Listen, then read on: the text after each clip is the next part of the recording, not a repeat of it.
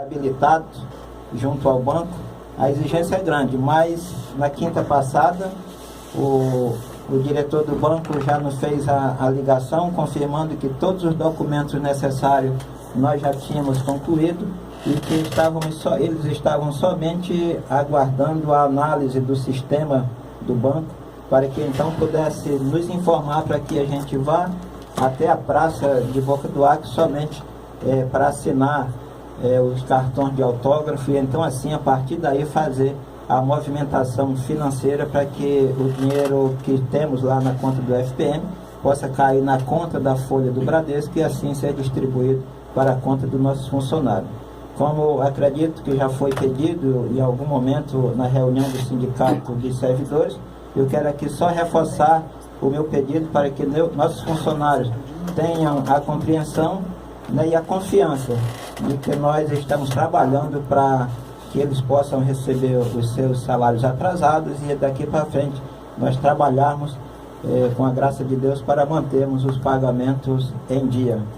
Né? E temos uma situação que tem me preocupado muito, até não é de agora, me gerou até revolta, no sentido dos consignados dos nossos funcionários. Estou antecipando, nossos amigos apresentadores, antecipando situações para... Mas né? A gente vai fazer perguntas, o senhor está praticamente respondendo tudo, então o senhor dê uma pausa que a gente vai perguntar e o senhor vai ter a oportunidade de falar tudo isso. Tá? Então vou falar só do consignado, posso... questão do consignado, eu tenho uma proposta e vou aguardar uma provocação, quem sabe, de algum interessado, para que a gente possa responder da situação e assim por diante. Assim, pessoal, diante da minha fala, eu quero só dizer às senhoras, aos senhores ouvintes, que não quero repetir que o momento que estou aqui não me traz alegria, mas me traz esse compromisso de procurar fazer o melhor em favor do município, errando o minimamente possível, para que assim possamos todos trabalhar em favor de uma coletividade, não em favor de alguns. Mas eu quero, Marilson, aqui colocar, o senhor não colocou, nós contratamos, né, o senhor para ser mais um dos nossos assistentes sociais, até não foi para lhe agradar, né, mas foi pela necessidade, né, que o próprio sistema exige, de que nós necessitamos, o sistema necessita de 2 assistentes sociais, né, e a secretaria não estava preenchendo essa necessidade. E como, né, o senhor já trabalhou na secretaria e com certeza é um jovem que precisa, na prática, praticar a teoria que aprendeu na universidade, e nós entendemos que o seu trabalho é de grande valor, né, e assim a nossa expectativa seja atendida e que se nós, como bem foi colocado, necessitarmos de outro, com certeza nós temos na comunidade, né, pessoas formadas nesta área, né, tem alguém aqui que está sorrindo, né, mas tem profissionais desta área e que isso a cada momento, no passo a passo, nós vamos entender diante das circunstâncias, da necessidade. O momento é muito difícil nesse momento, mas esperamos em Deus que nós possamos fazer o melhor pela causa da nossa população. Estou à disposição de todos os senhores. Muito obrigado. Vou mandar aqui a primeira pergunta aqui. Pode ser, Marcelo? Qual pergunta? Minha? Ah, claro. A pergunta que eu vou passar aqui para o Tarado é para ele falar a respeito da situação de emergência que, né, que o prefeito acabou de decretar. Já havia decretado a situação de emergência no dia 13, como eu estou vendo o documento aqui. Eu queria que ele falasse, discorresse a respeito desse decreto. Por que foi tomada, por que essa decisão foi tomada? É oportuna, Marilson. Eu falei demais e nem falei, mas é oportuna. Veja bem, nós não podemos fugir da nossa responsabilidade. Alguém até me julga, né, vice-prefeito e tal. Mas a situação que está o município, ela é visível aos nossos olhos. E ao momento em que nós tivemos essa responsabilidade de estar como prefeito, nós observamos a gravidade da coisa e registramos essa gravidade. A necessidade exige a decretação do estado, a declaração do estado de emergência por várias situações. Até eu tenho o decreto, todo o teor do decreto, levaria muito tempo para mim ler todo o decreto, mas vejam bem, eu vou dar um exemplo do nosso comércio. A situação financeira da nossa cidade está ruim. Nosso comércio, os nossos fornecedores, aqueles que têm contrato com o município, estão sem receber há alguns meses, né, por conta de que o banco não tinha liberado a senha do nosso ex-secretário de Finanças ainda, e as licitações venceram dia 15, por exemplo, ontem, dia 20, venceram outras, e nós ficaríamos impossibilitados de fazer qualquer compra no comércio. As ruas da nossa cidade estão na forma que estão. O nosso amigo Romário postou uma operação tapa-buraco, né? E nesse momento realmente nós não temos os recursos necessários. Esperamos que com essa decretação de emergência possa apressar o nosso governador a enviar o asfalto para cobrir toda a malha viária, né? E assim uma série de situações. Nós não temos merenda nas escolas, material escolar, as aulas da zona rural, o seu calendário atrasou por conta dessas situações. E medicamentos nós não temos, nós temos o recurso a gente observou que o recurso da farmácia básica, 4 meses está acumulado na conta do banco, e a gente precisa resolver certas questões, que para resolver essas questões, somente mediante a decretação do estado de emergência, isso se faz necessário. A nossa equipe técnica, o nosso coordenador da Defesa Civil, já encaminhou para o Sistema Nacional, né? E esperamos que haja a homologação do nosso decreto para que nos ajudem, nos preste o socorro, nos ajude a retomar, a avançar nas políticas públicas do nosso município. São várias situações, Marilson e população em geral, que a gente necessita fazer, e para se fazer com pressa, a necessidade, a observação que tivemos, nosso secretário de obras, secretário de saúde, secretário de educação, observaram e declararam, fizeram um relatório dessa situação, e que nos levou a considerar que era a medida correta, e assim o fizemos, e esperamos, né, que o governo do estado, né, os ministérios da integração nacional e outros possam nos ajudar a melhorar, porque os recursos do município são somente FPM e ICMS, são poucos para aquilo que a necessidade exige.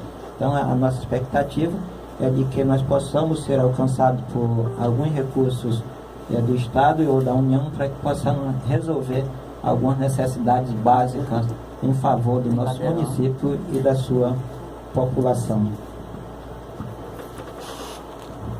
Ok, prefeito. Agora quero lhe fazer uma pergunta, e atenção para essa pergunta, que ela é um pouco longa. O senhor acabou de dizer, né, e é verdade, que o município está sem recursos, né? Parte desse problema decorre de desvios de recursos públicos que todos nós sabemos que foram praticados. Só que a falta de recursos públicos no município também decorre do mau uso do dinheiro público. Como, por exemplo, sustentando secretarias que não funcionam e servem apenas como cabide de emprego. O exemplo maior é o gasto de R$410 mil por ano com a representação em Manaus, de duvidosos resultados para o nosso município. O senhor recentemente contratou pessoas para fazer limpeza urbana. Como o senhor justifica essa atitude, sabendo que alguns servidores públicos concursados para fazer esse serviço jamais trabalharam e continuam recebendo dos cofres públicos? O que o senhor vai fazer para resolver o problema dos funcionários fantasmas? Pode colocar até um aspas aí nesse funcionário fantasma.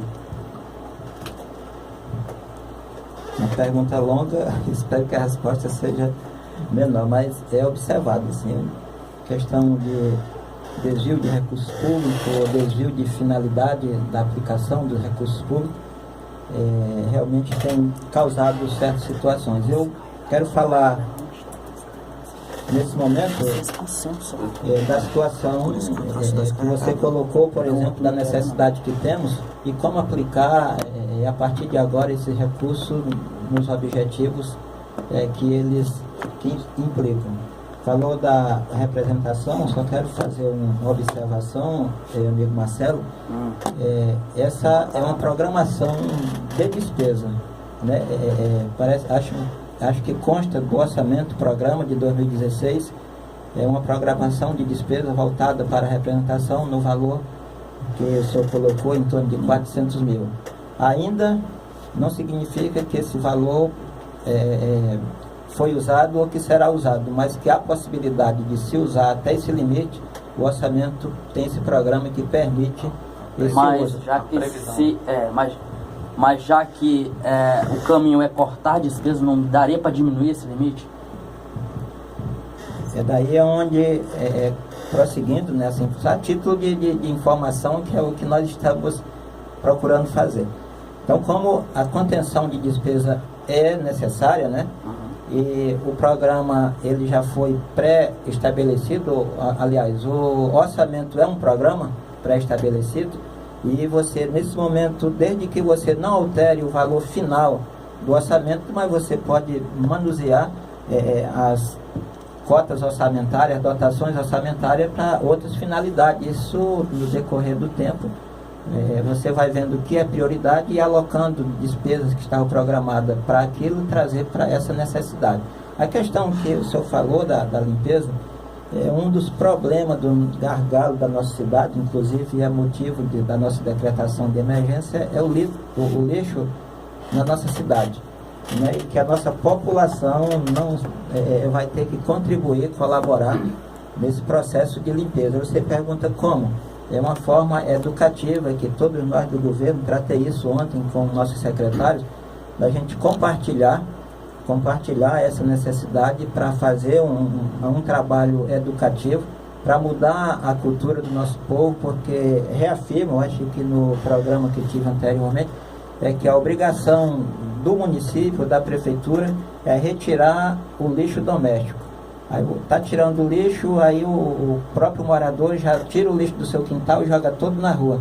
Então a prefeitura não teria essa obrigação, mas para que a rua não fique suja, tem que tirar. Então isso é uma situação a posterior para nós tratar. Mas a questão dos garis, que o senhor fala que a gente contratou pessoas para fazer, necessidade tem, porque esses garis vão trabalhar na retirada desse lixo doméstico. E as pessoas que nós contratamos foi para tirar esse lixo, esse capim, essa mata que tem as nossas ruas, né? Por sinal, nós só temos uma equipe trabalhando, né? E já vi o resultado dela trabalhar. Mas nós temos um concurso para 30 garis, nós temos 29 garis contratados no regime pelo concurso efetivo, né? E o secretário pediu que assim fizesse, secretário de obra, e nós estamos fazendo esse levantamento não somente dos garis, mas de outras funções de pessoas que foram contratadas, efetivos ou não, mas que não estão prestando o seu serviço onde devia prestar, né? E falei para o secretário que eles anotassem, registrassem e levassem à administração da prefeitura para que nós pudéssemos tomar as medidas necessárias, fazer uma notificação, né, para que ele se apresente, apresentar razões, porque é o direito que cada um tem de defesa, e a partir daí a gente tomar a medida necessária. Mas é importante que todos saibam, isso não é ameaça, é uma constatação, né?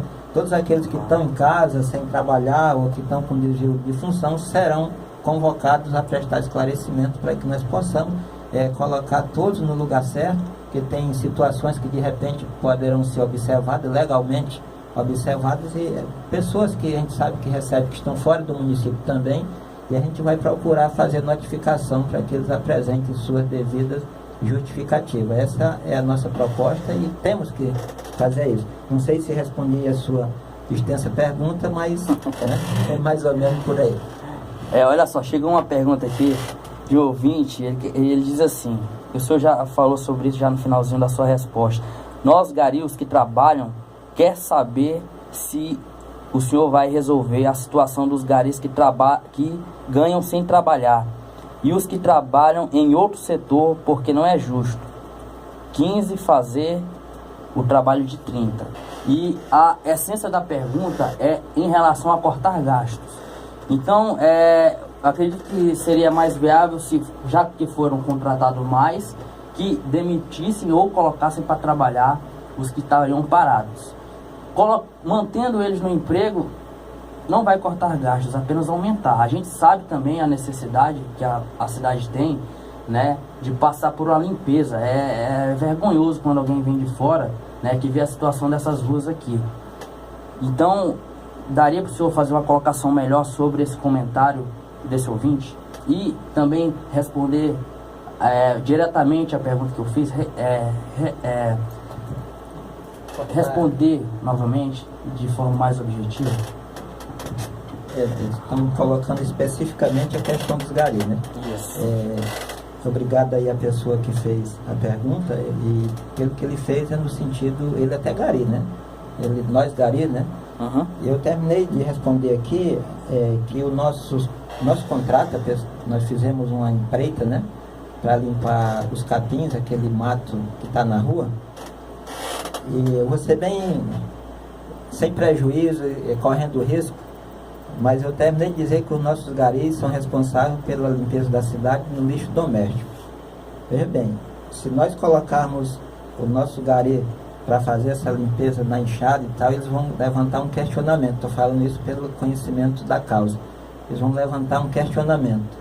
Mas eu tenho certeza que nós tivermos uma abertura do diálogo, que isso faz parte da minha vida, do meu princípio, e conversar, todos entenderão o que se pode, o que se não pode fazer e o que não pode, se for para colaborar. Eu tenho certeza que todos se agregarão nessa proposta e vamos juntos fazer. Agora, quando ele diz que é injusto 16 está trabalhando enquanto os outros estão ou em casa ou trabalhando em outros setores, eu também concordo com ele. Muito embora pela legislação você pode de repente fazer uma troca, mas desde que isso seja legal, né? Mas eu vejo o gari, né? Eu vou até fazer um comentário também ajudando essa pessoa, que tem muitos garis que a partir do concurso, para que ele pudesse assumir aquele cargo, é necessário apresentar um atestado do médico dizendo que ele está apto para assumir aquela função. E todos eles apresentaram esse atestado do médico dizendo que estava apto para aquela função.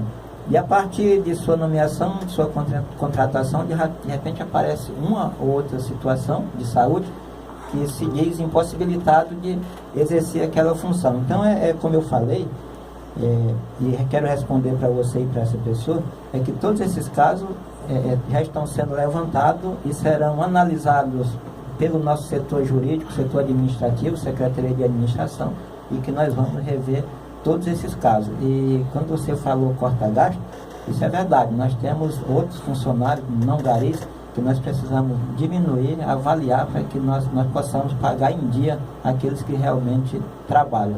E o nosso gari não se preocupe, nós estamos trabalhando com o Toninho, acredito que o Toninho já fez reuniões com ele, vai me trazer o resultado dessa reunião, nós vamos avaliar e fazer o que for o melhor em favor deles, para o resultado ser positivo em favor da administração.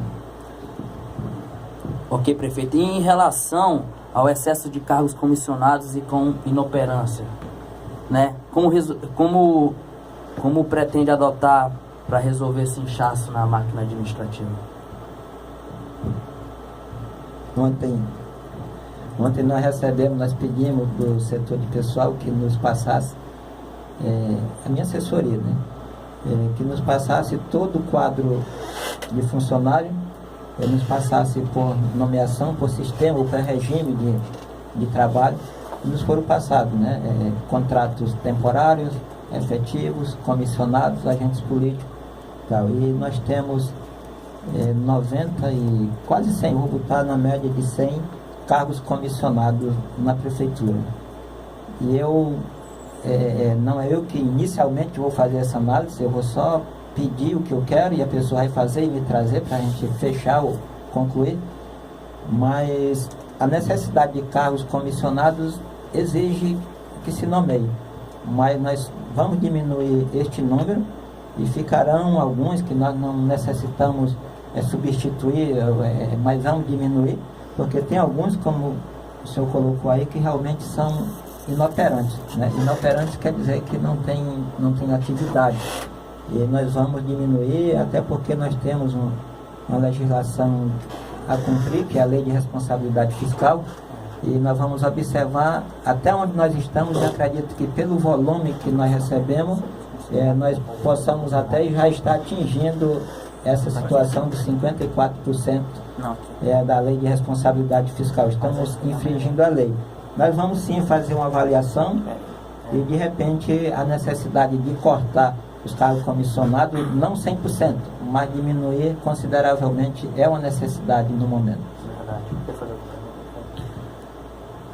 A pergunta que eu direciono para o doutorado agora é em relação à questão do consignado, que a gente há pouco conversou lá fora, e que ele falasse as pessoas que estão aflitas em relação à questão dessa situação do consignado, quais são os principais problemas que estão nessa situação e o que seria para fazer para resolver.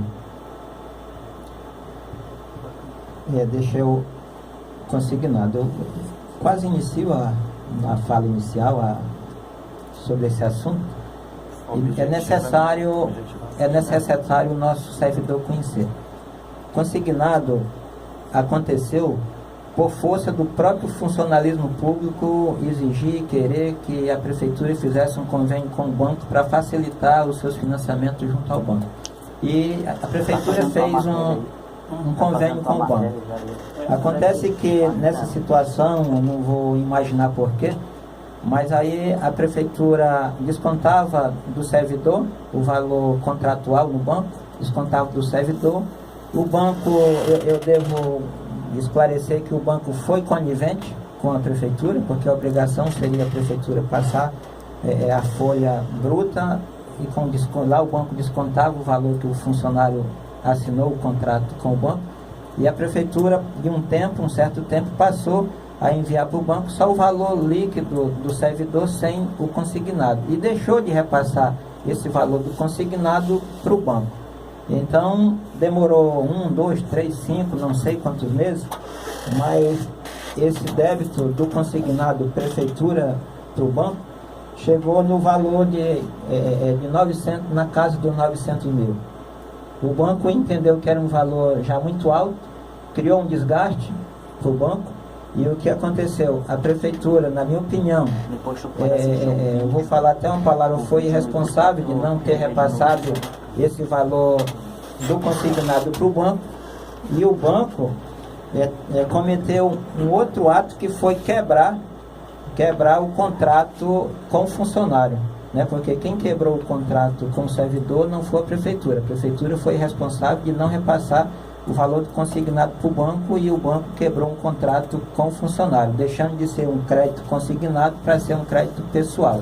No atraso do pagamento, o banco pegou do limite de cada funcionário, e aí aquele juro, na minha opinião, o juro foi mais alto, porque já é um juro do cheque especial. Então o funcionário foi o maior prejudicado em tudo isso. Então a minha ideia é de tratar com o banco, que o banco está sendo muito duro conosco, né? Não vou falar porque eu tenho a necessidade de tratar pessoalmente com a gerente do banco, a agência local, mas essa dívida de 900 mil, que obviamente a prefeitura tem com o banco, nesse momento eu não posso me responsabilizar em pagar 100% aquele valor, porque vai nos fazer falta para os projetos que a gente tem para ser realizado. Mas a prefeitura deve pagar. Tem que pagar, porque está devendo, mas de uma forma razoavelmente que não venha prejudicar o nosso projeto. Então a minha proposta seria que o banco reconsiderasse a situação, voltasse a funcionar o crédito consignado, pelo menos com os que já foram contratados. Nós não precisamos que ele faça novos contratos, mas que reconsidere e volte a ser o crédito consignado, e a prefeitura passar a pagar o valor atual, e pagando, claro, parceladamente o valor de 900 mil. Essa é a minha proposta que eu vou fazer para o Bradesco. Inclusive, nós temos que entrar com uma medida judicial para que o Bradesco, o dinheiro, o recurso que cai no banco, na conta do Bradesco, de repente, o Bradesco não venha se sentir no direito de debitar em desfavor da prefeitura e a gente ficar desprotegido. É uma situação desagradável, tanto para o funcionário como para mim, neste momento que estou assumindo este cargo. Mas nossa posição é essa, entendendo que o funcionário é o maior prejudicado em tudo isso que aconteceu. Muito bem. Eu quero só dizer para as pessoas que estão ouvindo que não mande pergunta para o meu celular, que eu estou gravando o programa. Caso queira mandar, mande para o Marcelo. Não posso responder. Ok. Olha só, deixa eu fazer outra pergunta aqui, prefeito. Hoje de manhã, antes de eu vir para a rádio, eu fui lá na feira municipal, tomei um café lá no JC Salvador. Inclusive vou até fazer um merchan aqui para ele, tá? E se você quiser comer tapioca recheada, comer o x-caboquinho, que toda vez quando eu vou lá eu como de 2 logo de uma vez. Quiser tomar aquele caldo de piranha, é só ir lá. É só ir lá, tá bom? Porque é um dos melhores cozinheiros aqui da cidade. Eu, de preferência, assim, eu adoro muito ir lá tomar café e também gosto de ir lá no Russo. Faz um sanduíche lá muito bacana. E prefeito, eu percebi, né, que a feira, eu acho que tá com mais ou menos 1 ano que ela foi inaugurada. Tá com mais, né? Mais de 1 ano que foi inaugurada e, nas minhas contas, teve apenas uns 4 boxes lá que estavam funcionando. E bem na porta da feira, bem ali na esquina, existem várias pessoas que vendem peixe ao ar livre, né? E parece que isso é uma prática legal. Se puder me corrigir aí, parece que não é bacana. Então, o senhor tem alguma intenção de colocar essas pessoas dentro da feira, essas pessoas que vendem o peixe ali fora? Inclusive, um dos donos lá de algum daqueles boxes, né, deu até uma ideia de baixar uma portaria para a vigilância sanitária retirar todos que vendem peixe nas esquinas e relocá-los para a feira. Talvez esse seja o caminho. Foi mais ou menos isso que eu falei, né? O senhor tem alguma ideia em relação a isso? E eu só queria pedir que o senhor fosse um pouco mais objetivo, tá? Porque o tempo está passando, tá bom? São casos, Marcelo, que é colocado e observado e que no nosso entendimento deveria ser de uma forma, né?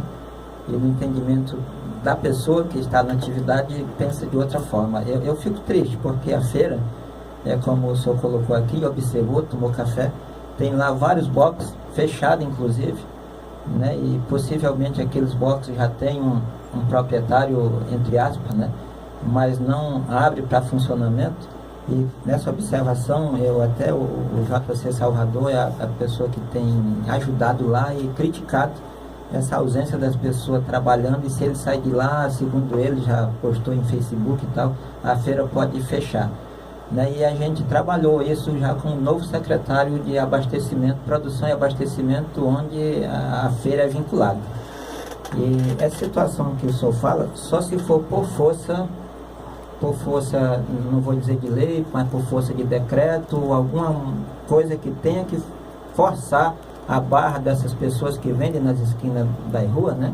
Levar para a feira para dar uma movimentação naquela feira. É ideal, muito importante.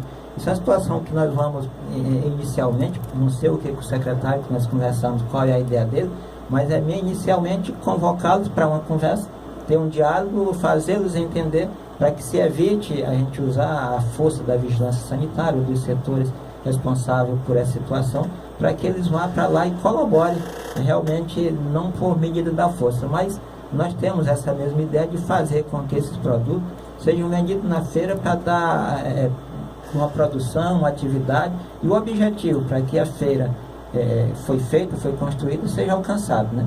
Temos situações, eu falei só não quero estender, falei para o nosso secretário que acho errado, não sei se está acontecendo hoje, mas antigamente a feira abria 8 horas da manhã e fechava 11 horas da noite, né? Isso é uma observação que eu fiz e falei para o secretário que se evitasse isso.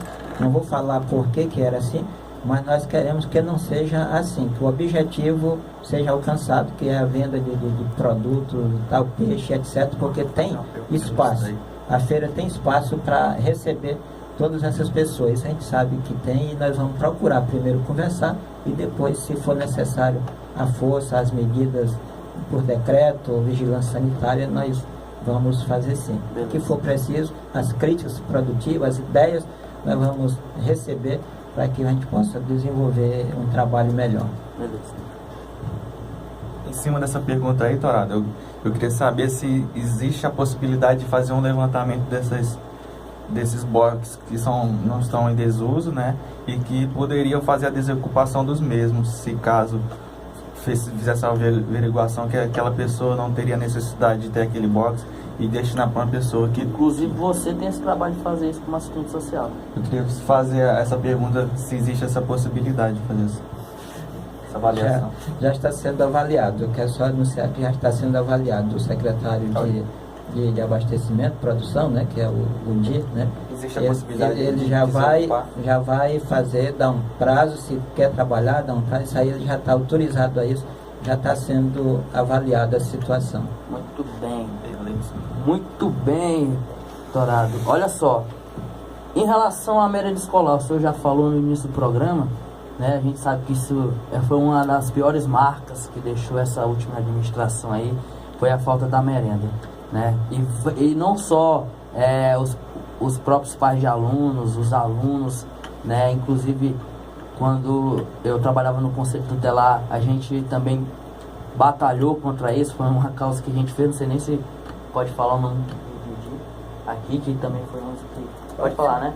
Pois é, inclusive o Didi também foi um dos que abraçou essa causa para o combate à falta da merenda escolar. O senhor já tem alguma ideia em relação a acabar com esse problema? Porque todo mundo já está cheio com isso, não tem mais esse negócio de vamos esperar mais um pouquinho, né? Fome não espera, né? Tem sim, essa questão da merenda escolar, transporte escolar, é uma situação básica, inclusive foi motivação para a decretação do estado da emergência. Mas deixa eu só colocar, ainda tem recursos na conta. A gente observou que tem, como eu falei, a questão da ausência do cadastramento do ex-secretário de Finanças, fez com que deixasse de fazer alguns pagamentos aos fornecedores, e o recurso do medicamento, como da merenda escolar, ainda tem recursos alocados para essa finalidade. Já tratei isso com o nosso secretário de Educação, inclusive numa reunião que tive ontem com representantes da categoria da classe dos nossos professores, né, a gente já mencionou isso. Uma situação observada, e que a população, principalmente a classe estudantil, é que o governo federal ele repassa para o município um valor em torno de 30 centavos por aluno para a merenda escolar. E o meu entendimento é de que esse valor que o FNDE passa é para complementar o programa da alimentação escolar. Já tratei isso com o secretário de Educação para que se verifique se dentro do recurso alocados para a educação, se nós vamos poder, né, de repente trabalhar para aumentar o valor de 30 centavos que é do FNDE, a gente quem sabe dobrar esse valor para que cheguem mais produtos alimentícios, a questão da merenda escolar possa ser aumentada nas nossas escolas.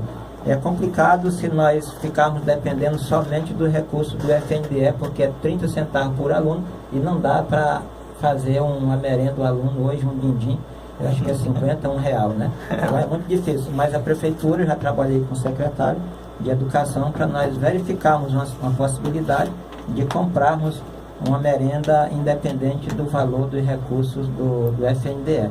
Nós estamos trabalhando sim, pensamos nisso, e tudo é uma questão de trabalho do nosso secretário para que ele possa trazer e a gente assinar embaixo essa necessidade que realmente é muito questionável, né? Como você disse, não é só os pais de aluno, nem quem é aluno. A sociedade observa, né? Pessoas de frente, você falou não tem um problema nenhum, né, de anunciar que o Didi ele tem sido muito pautado nessa situação, até ajuda nas críticas que ele faz, porque são muitas vezes críticas produtivas, e vai nos fortalecer, nos motivar, ou nos fazer entender que aquilo que muitas vezes ele, como os outros, faz a crítica, é necessário que a gente escute e faça aquilo que necessite ser feito. A merenda escolar é uma necessidade, como o transporte também, que tratei ontem. Nós temos 4 micro-ônibus, só 4 micro-ônibus na cidade, e só 2 funcionam, que é da escola, da pré-escola. Daí nós temos um Dona Ivani e outros lá no Jesus Ferreira. Tem aluno que estuda no Dona Ivani, mas que mora lá no Beira Rio, né? Então tem um ônibus que está parado por falta de emplacamento. e nós vamos trabalhar, ver se faz esse emplacamento para a partir do segundo semestre, se Deus quiser, esses alunos já possam estar transitando e trazer a sua demanda para a escola. Legal, prefeito. Olha, hoje quer fazer uma pergunta? Não. Levantou o braço, quer fazer uma pergunta? Colocação, a mensagem. Antes que eu me esqueça, uma pessoa me mandou uma mensagem, se eu não falar agora, eu vou esquecer. Tá. A pessoa falou do contentamento dela a respeito da limpeza que foi feita lá no bairro dela, Mangueiral. Sim, é verdade. Se eu não falar agora, eu ia esquecer. Falou né? muito bem. Já Tá está no passado. aparecendo aí os contentamentos aí, né? São a respeito de algumas ações aí. Que tem que... É isso aí, são os reflexos positivos aí da administração do Torado. Agora, olha só, prefeito, hoje de manhã, antes de eu vir aqui pra rádio, eu vim aqui no Naldo, no comércio dele, para comprar uma água, e eles perguntando, quem vai ser o entrevistado de hoje e tal? Vai ser o nosso prefeito agora. Ele falou, por favor, faça uma pergunta em relação à segurança, porque todos os comerciantes, é claro, eles estão inseguros, né?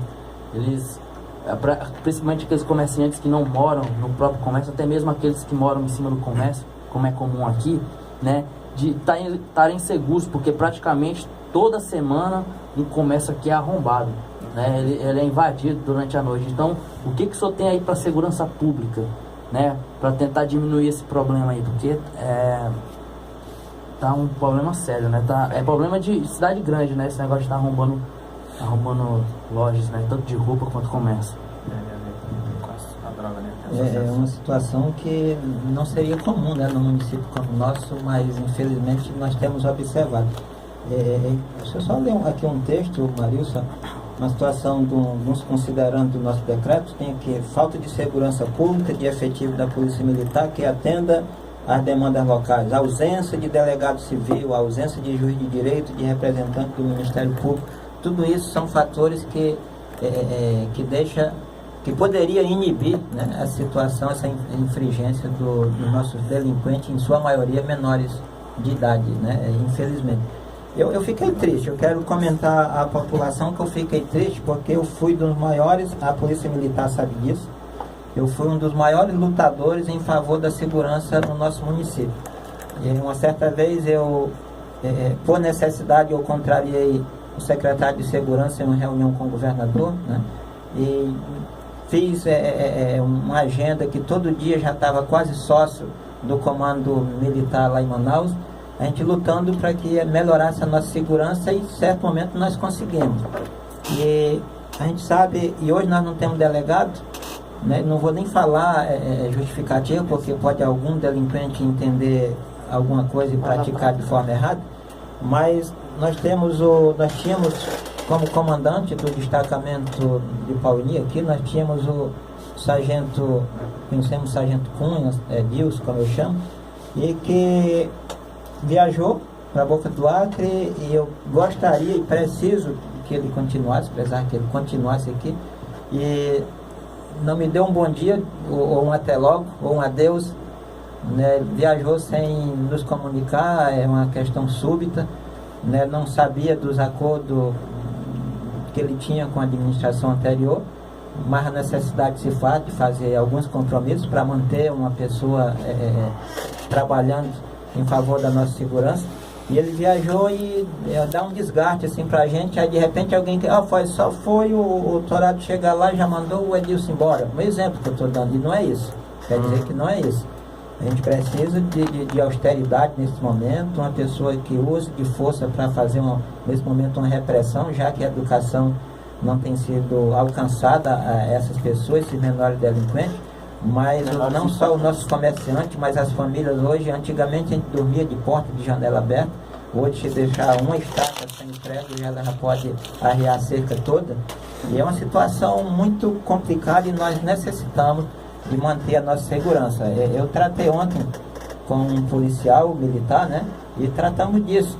E numa situação emergente, até saindo daqui, quero anunciar que até eu saindo daqui, eu vou fazer um contato, já era para mim ter feito, não consegui fazê-lo, fazer um contato com o Tenente Miquel, que é o comandante de Boca do Acre, que os militares aqui são submissos, e tratar desse assunto e fazê-lo entender que a necessidade já tem lá, vamos entender, a Expo Boca de Boca do Ar, que muitos policiais vão querer participar de lá e não daqui, mas nós temos situações que nós vamos resolver e que as mães dessas pessoas, desses delinquentes, né, que elas não possam sofrer tanto, porque tem muitas mães que sofrem muito porque não quer que seu filho tenha aquela prática, mas infelizmente parece que o demônio, não sei quem, toma de conta, né? E eles, né, praticam essas situações que, sinceramente, é um terror para a nossa cidade. Mas eu sou 100% defensor da segurança pública, né, que desenvolver um trabalho, manter a ordem na cidade. Isso aí é uma coisa que tem que acontecer normal. E senti falta, confesso que eu senti falta do Sargento Cunha e fiquei até sentido por ele ter viajado sem nos dar uma satisfação. Mas eu vou conversar com o chefe dele e ver o que nós vamos poder fazer para substituí-lo ou a volta dele no mínimo espaço de tempo que a necessidade exige, que cada noite é uma atualização desses resultados indesejáveis para a nossa cidade.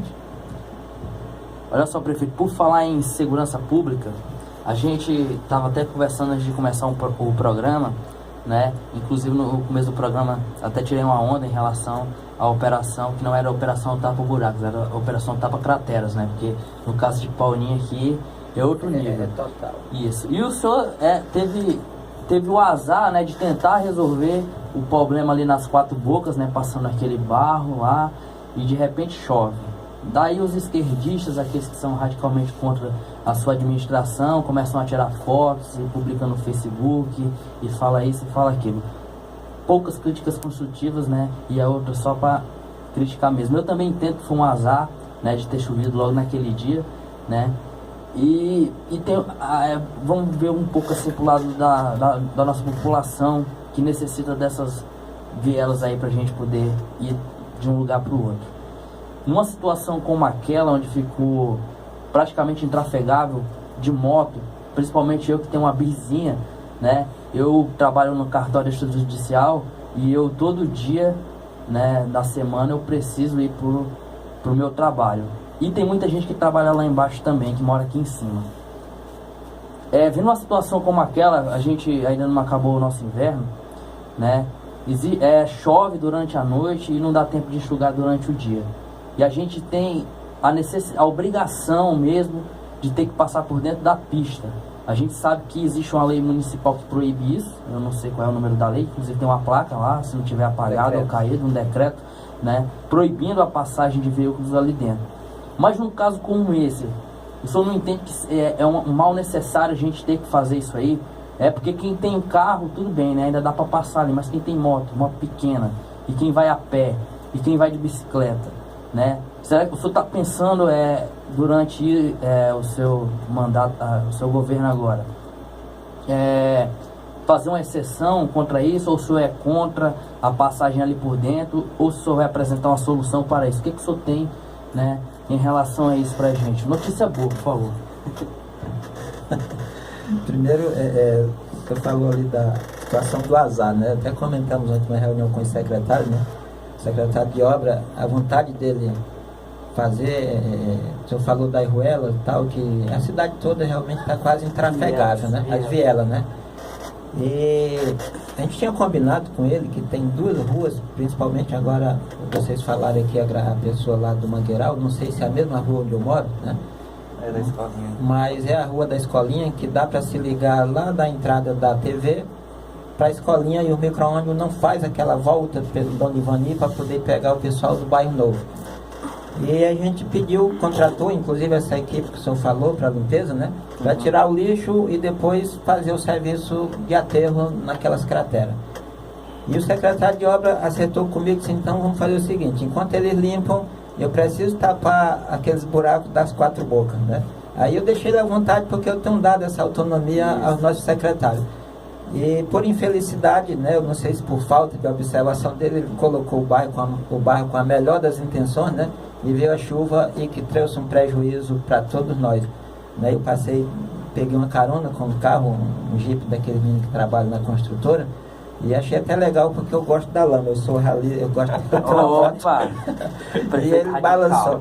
Mas a situação da pista de pouso, que é o que interessa, o que você falou, tá? Eu quero dizer assim que eu não escondo, eu sou radicalmente contra passar veículos automotores, seja motocicleta, seja carro, na pista de pouso sem o controle devido, tá? Então, se não tiver um controle, já aconteceu acidentes, que nós, toda a população sabe, aconteceu acidente e poderão, se não tiver um controle e na mesma situação, acontecer outro que nós não queremos. Já pensei, já tive reuniões e opiniões recebidas, pensamos em fazer uma barreira para que não passe de jeito nenhum, mas teve alguém, né, eu não vou dizer quem, mas que fez uma outra sugestão para que nós controlássemos, tivéssemos sempre uma abertura para passar a motocicleta, pelo menos, e tivesse o guarda municipal com uma sirene, por exemplo, foi o que ele colocou, um guarda municipal com uma sirene, ao momento que um avião, porventura, fosse decolar ou fosse pousar, aquela sirene soava e o guarda municipal fechava aquela cancela ou aquela portão para que fechasse a passagem. Então, pelo menos é um controle que se tem de passar. Mas é perfeitamente compreensível a situação que ficou as quatro bocas ali, fechada, sem moto, carro, ficou complicado. Passar pela pista, isso aí, ainda que fosse proibido como mas é perfeitamente compreensível você fazer aquele atalho, porque seria o único local para você poder passar de um lado para o outro.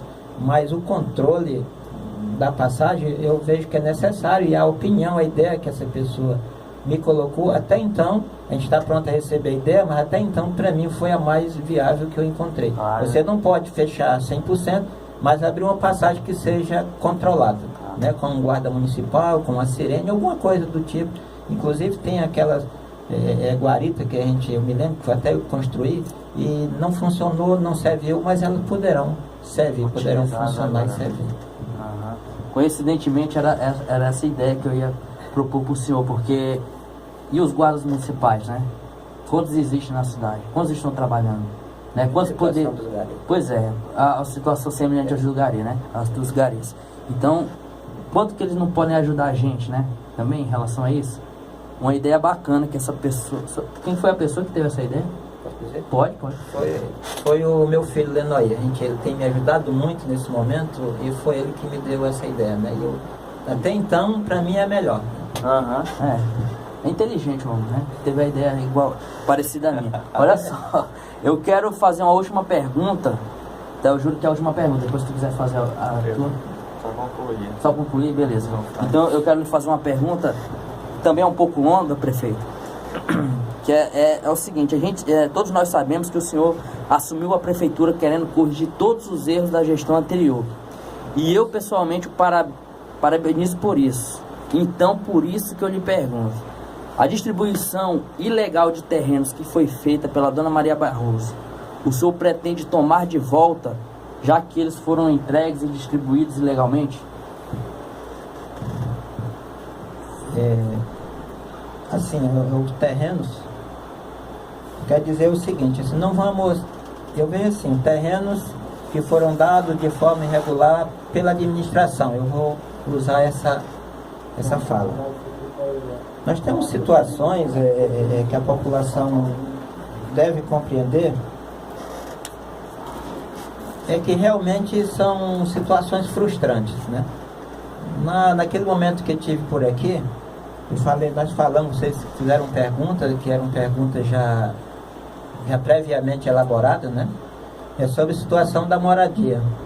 E eu mencionei que eu defendo a moradia, tem pessoas morando em Calvão e tal, e a gente comprou, ou desapropriamos, compramos uma área de terra, 6 hectares, ali em cima, e dessas 6 hectares, a necessidade inicial seria para nós atendermos, construir 40 casas do programa Minha Casa Minha Vida, que o assistente Marilson conhece muito bem, eu acho que ele é muito mais afinado do que eu nesse conhecimento desse programa, e também para a construção de uma escola de tempo integral em escola do Estado, que o governo disse que se o município conseguisse o terreno, eles construiriam uma escola. Mas como nós compramos uma área menor, pensando nas pessoas que não tinham moradia, né, e